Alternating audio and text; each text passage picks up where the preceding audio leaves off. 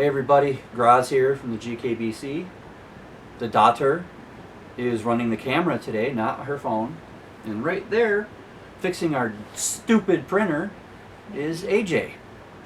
But I'm here to give you an ups and downs review of Alaska by James Michener. This book actually filled 2 roles for me in the month of August. It was my brick for my 12-12-12 challenge, a book of 500 pages or more, and because it's 868 pages, it also fit into the supersized summer big book challenge hosted by Kim the Paper Traveler, co-hosted by Liv Riomer and myself. Whoop whoop. Anyway, so I figured I would do an ups and downs, because I'm doing an ups and downs of all the big books from the big book challenge. So that also means 3 more coming, because I have finished 4 books. I've done reviews for 2 now, including the one that you're watching, if you're watching. So that's 4, and I've got 2 that I'm done with that I haven't reviewed yet, and I've got one that I'm right around 250 pages to go on City on Fire. So I'm in good shape. But excuse me, let's get into Alaska by James Michener. Like my pink pen, AJ gave that to me. It writes amazing. It's good in the hand. It's got this soft texture and then one of these like rubbery deals here to, you know. These are just pens that she likes. We're not sponsored. Although it would be pretty cool to have somebody come in and say, hey, I'm going to sponsor your video. But anyway, yeah, these are nice pens. Anyway, so we're talking about Alaska by James Michener. And I've already mentioned this is 868 pages, my copy anyway. Some of them are bigger. And it was published in 1988. This cover was designed by Robin Schiff. And then the cover illustration was done by Ruth Martin. And there's actually not many, but let me find the start of a chapter and show you this. It's right there. If you can see that the chapter heads are like calligraphy almost. Okay, what's kind of cool is it says book design and calligraphy by Carol Lowenstein. So there's those calligraphies, and then we've got some illustrations throughout, and then there's my favorite part, which I absolutely kept coming back to while reading the entire book, was the best part of any book, the map of Alaska.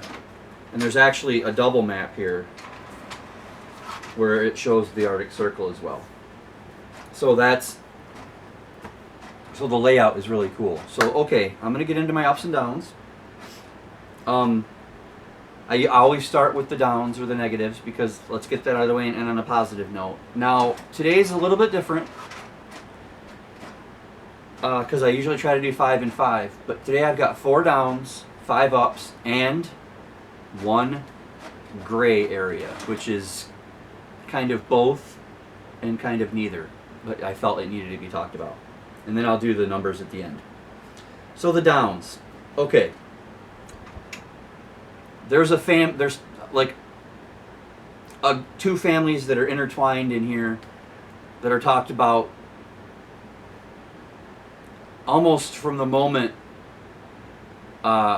America gets involved in Alaska, and then all the way to the end. And neither one of them are real. Neither one of them truly exist. They're fictional. Which, by the way, there is a really cool part that I didn't put into my ups and downs. By the table of contents, I'm past it. Sorry about this. There's the table of contents right there. But before that, it's got this thing called fact and fiction, where Michener goes through and tells you, like, of the characters and the events and stuff, what's real and what's not, so that you can know. You know what I'm saying? So that's really cool. But so these two families, the Ross and the Venn families, are fiction. And I kind of felt, I know this is not an actual historically accurate book, it's a historical fiction book, I get that. But I felt that since he was putting so much accurate history into it, that to spend hundreds and hundreds of pages on these two families, I kind of would have preferred the actual families. Now maybe they didn't want to be represented in the way that they were. I don't know. There's got to be a way around it, though. So I just thought there was too much focus on them for them being fictional, considering this was like a history of Alaska. My number 2 down is the chapters are far too long. I mean, yeah, there's a couple of them that, like right early on, where he's talking about the formation of the continents and the formation of the Bering or the bridge, the land bridge or whatever, between Russia and Alaska. I guess it's Siberia back then. But some of the chapters are 160 pages or 170 pages or something like. I mean, they're over 100 pages long, and that's a long chapter. Yeah, there are little like paragraph breaks here and there. You know, that little blank spot, but if you measure your reading by chapters, I mean, the 868 pages and there's only 12 chapters, if that. I mean, okay, that's enough. Number 3,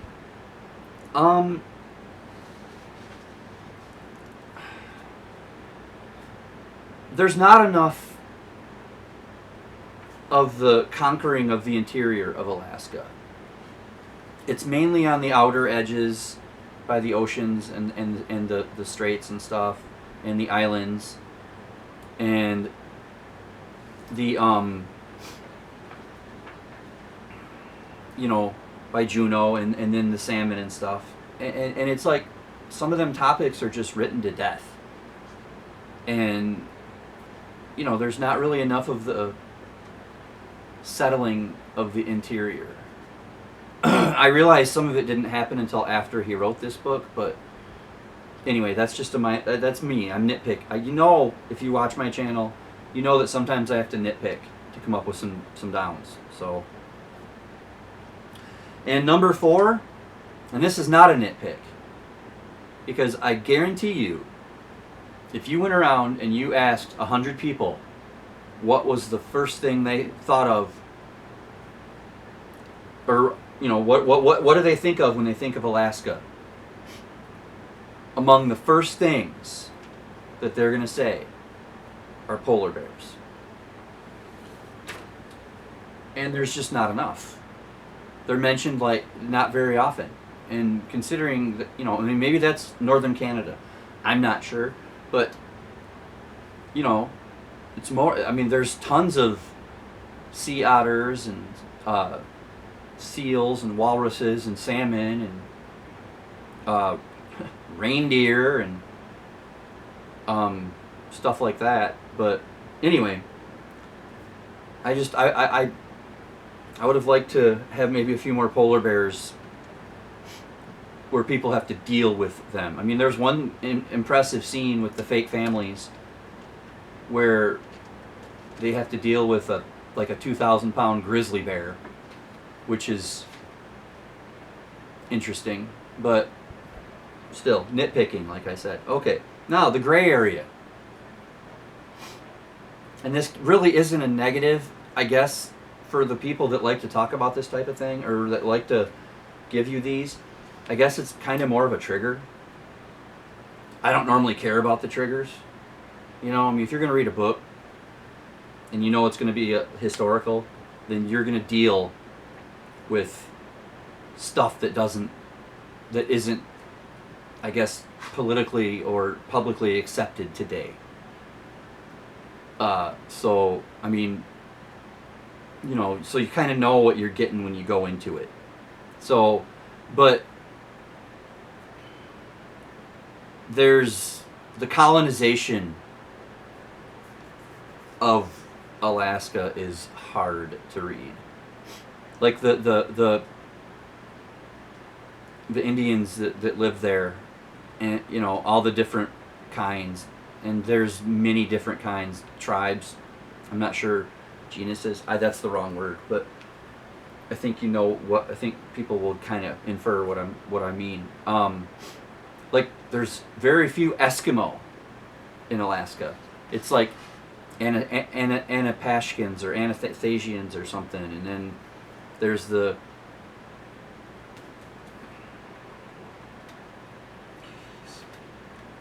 Tinglets and stuff. You know, I mean, but it's hard to read because as soon as the Russians show up, because they got there first, all the way through till the Americans are making it a state. Oy, it's bad. It's hard because the women just get stolen and raped, and the men get put into slavery, and I mean, they're treated like animals, and it's hard to read. But it's also interesting and sobering. And I can only imagine that it's just as bad at a different point in time on the other side of North America and then later on in Africa. But so I guess colonization is just awful. And if anybody who watches this cares to comment, if you know of any more books that deal on that you think that I might enjoy, please tell me, because I don't mind reading about hard things, hard topics. It's sobering, but I'm not one to ignore history. I'm not one to try and change it. So history is what history is. Anyway, moving on. Let's do the ups. Number 1, the beautiful descriptions of the entire place that is Alaska. And I mean, all the way from the islands, and then the land, and then Juneau, all the way in the little bit that goes into Canada. It's just written so beautifully. I mean, I don't know if Michener actually went there to see it himself, because he seems like he does his research. But, wow. That's all I can say is wow. You actually feel like you're seeing it. It's almost like a picture book but in words. Number 2, it's a very good history lesson of the area, of both the peoples of Alaska, all the way back from when it was like I'm not going to call them cavemen, but Neanderthal maybe, that came over from Siberia and hunted woolly mammoths or whatever they were back then. All the way through like all the early times, like it when it was supposedly Pangea, and then the earthquakes and stuff under the oceans broke up the we had the continental divide, and I mean that stuff's all written really cool. Excuse me, I mean like volcanoes and lava just shaping the land. Immaculately done. Number 3 is something that I don't normally care about, and I mean actually I'm just gonna not even normally. I don't really care about this so much, but I'm putting it in there because I want people to know that if you're gonna try and read this in a book club or with a family or I don't know, maybe a church book club where you want to read a secular book, this has no vulgarity at all. It's very clean. I mean, aside from, the colonization, which inherent in the word colonization is, rape and murder. But there's nothing overly sexual or vulgar in this book. And that's important to note. You could let middle grade kids read this, and it wouldn't. It would be kind of like a history book. Don't tell them that though. They'll run from it. Number. That's the daughter. She doesn't want to read a history book. You're gonna read this next. I'm getting beat later. Number 4, and this is actually the coolest thing that I found in this book. That doesn't have a negative connotation to anybody but the American businessmen who wanted to control Alaska, so they only count to themselves. The book details extremely well the hardships that Alaska had, going from basically just an area in a military outpost to a territory, and then finally to state number 49. That was, and I think it's 49. I hope I'm right there. It's either 49 or 50. I'm never sure on Alaska or Hawaii, but that was really good. They talked in depth about the Congress meetings and stuff, and how the senators were trying to block it because they were paid off by the businessmen. That was really well done. And then finally, and this one bothers me a lot. It's fascinating, and again, it's sobering, but it bothers me because I am one. And I would like to think that if I was one of these people, that I would try to act differently. But if it's your job and you have to do it a certain way, then I would like to think that I would quit that job and do something else. But I don't. Nobody truly knows how they would react in a situation like this. But it's a fascinating look at how Americans come in and just deplete resources, destroy everything in their path, without any care for the future, without any look ahead, and without any consideration of who lives there already. I mean, the Tingla Indians owned this place for hundreds, thousands of years, and Americans came in and just, oh well, it's ours now. The politicians in Seattle told us that, we own it, so we're going to let you stay where you've lived for 1,000 years, but you can't fish here anymore. That kind of bothered me a lot. But I thought that was a positive, really, because it's a true look at how civilization. There's a mockery of a word. How people come in and civilize the area. I'm not going to get too political here. This channel is not about politics. But that's my ups, downs, and the one gray area. Now I'm going to give you the numbers. I already said it's 868 pages in the publishing and all that. On Goodreads, this has a 4.15 out of 5, which is really good. And that's across 14,163 ratings and 982 reviews. Interesting that that's not even 10%. It's a lot of star ratings with almost no reviews. And my review's a joke on there right now. What I'm going to do is I'm going to go and type in what I'm telling you. I personally gave it an 8.91 out of 10. I want people to think about that. 8.91. So it's basically a 4.5 out of 10. And I have read and rated 169 books this year alone. And this is the 4th best book of the year out of everything that I've read. So I was just fascinated because, be honest, okay, everybody's at some level fascinated with the unknown of Alaska and Upper Canada. We just are. It's like, what's up there? There's so much empty land, but it gets to, the temperatures they were talking about.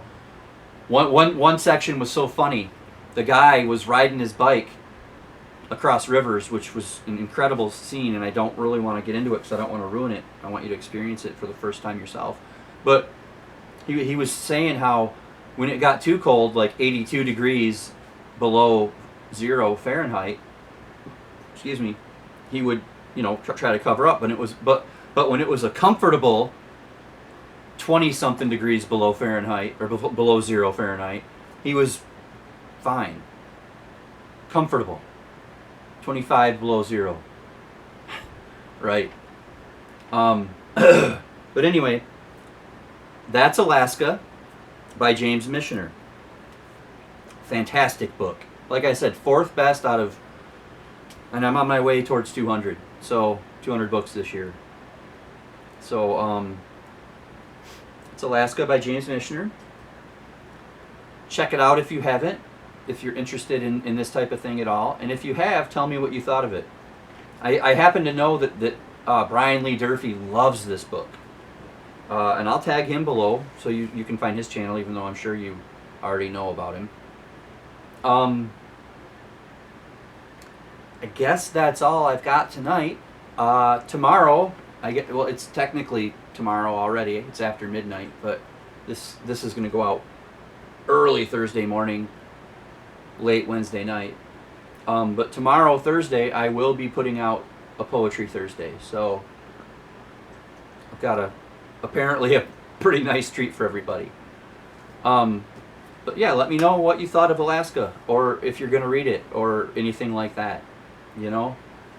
Or, like I said, if you know of any books about colonization, or any other books about Alaska, or Upper Canada, Northern Canada, that you think I might enjoy, please tell me. I'm always willing to add books to my future list, which is just a TBR, but not immediate. So that's it. That's all I got. The daughter and I are going to be doing a tag soon. And then next week, and I mean very soon next week, is my 1-year anniversary on BookTube. And the entire group here, all 4 of us, are going to do the anniversary tag. So that's going to be fun. And you're going to get all 4 of us on camera somehow. We'll manage. We'll manage. But anyway, that's all I got for you tonight. AJ's still working on the printer. The daughter was messing around on her phone, and she's doing good on Gone with the Wind. I'm impressed. Double thumbs up to her for that. Don't give an update right now, but she has been killing it. And from all the cats here at the GKBC, read more.